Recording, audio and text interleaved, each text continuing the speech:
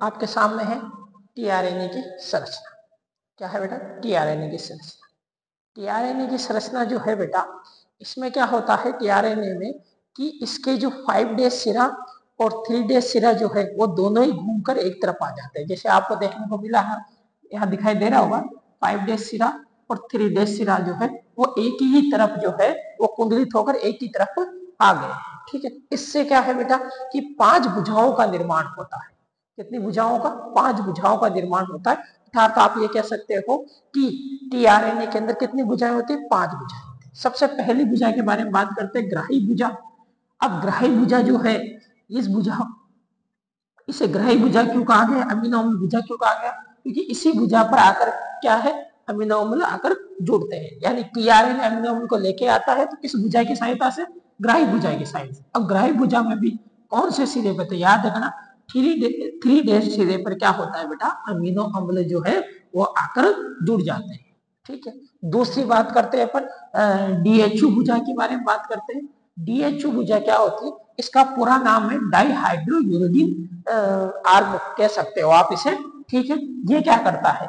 यह अमीनो अम्ल बनाने के लिए जो आवश्यक जो सिंथेटेज एंजाइम होते हैं उनका संश्लेषण करने का ये क्या करता है बेटा? कार्य करता है। दूसरी, ठीक है, ग्राही भुजा के जस्ट सामने की ओर एक भुजा होती है एंटीकोडोन आर्म्स या भुजा कह सकते हो आप।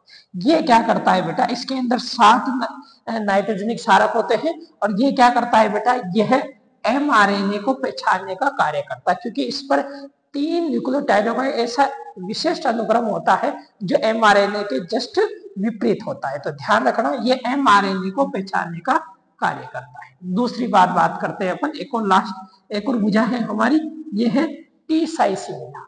ये क्या करता है बेटा? यह जो याद रखना जो टीआरएनए है, यह आप ये कहोगे राइबोसोम पे जाकर जुड़ता है। ठीक है, तो राइबोसोम पे किसकी सहायता से जुड़ेगा? तो ध्यान रखना, टीआरएनए जो है टी साइसी भुजा की सहायता से ही राइबोसोम पर जुड़ता है। ठीक है, यानी इसे हम क्या कह सकते हैं? राइबोसोमल बाइंडिंग लूप के नाम से भी जानते हैं। इसमें भी कितने नाइट्रोजनिक क्षारक होते हैं? 7 नाइट्रोजनिक क्षारक होते हैं। हाँ, डीएचयू में कितने होते हैं बेटा? 8 से 12 बेस होते हैं, नाइट्रोजनिक क्षारक होते हैं।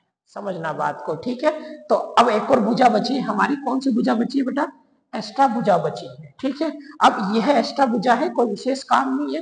ठीक है, इसकी लंबाई जो है वो बढ़ती और घटती रहती है। तो यह हमारी टीआरएनए की संरचना और ये टीआरएनए के 5 प्रकार की जो भुजाएं हैं उन भुजाओं के नाम तथा उनके विशिष्ट कार्य।